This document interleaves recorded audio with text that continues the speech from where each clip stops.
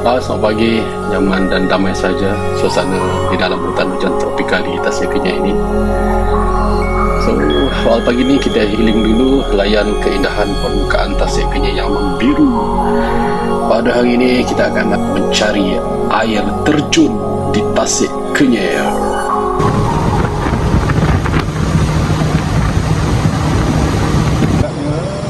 Kita dah sampai di air terjun Sau.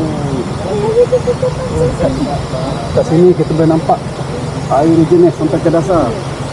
Ikan sebarau nampak tadi ha. Oh, semua sebarau. Mana saya tahu tak nampak. Bismillahirrahmanirrahim. Kawan, tarik tali. Oh.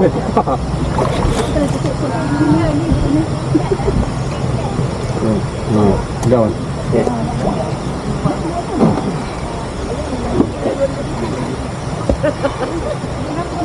Naik tangga. Lompat sini terus. Boleh tak kita boleh naik tangga? Naik kau ni. Berapa sampai ni? Kalau kira lepas tu tepi kalau banyak. Tadi nampak tak penyu tadi lalu tepi? Ada penyu tipu. Kan tengah ni banyak penyu telur. Baik pun.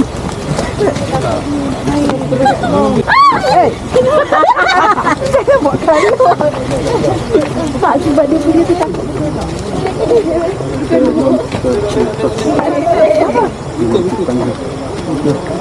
Oh, jalan di batang untuk. Ha? Untuk. Apa yang tutup? Untuk. Wah, ini sini nak makan lah. Tak ada sini. Kita tengok apa yang betul. Biar JKR periksa dulu.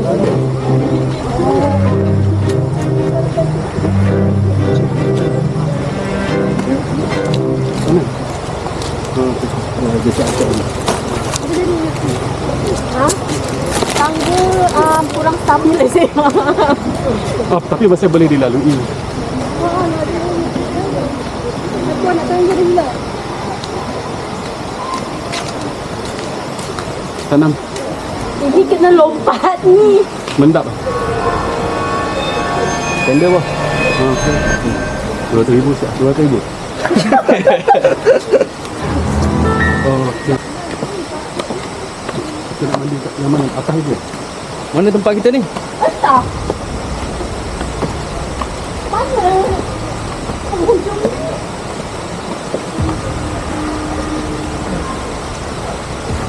Jadi macam pasang tinggal kan? Ya. Saya bawa ni pun sudah. Di atas.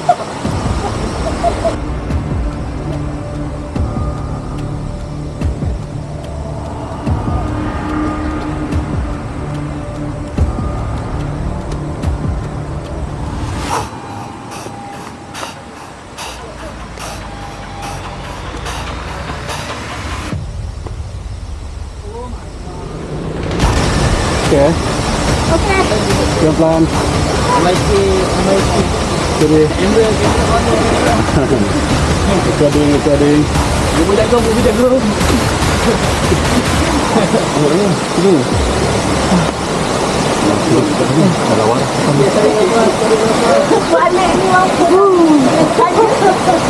Ah, itu kan. Oh.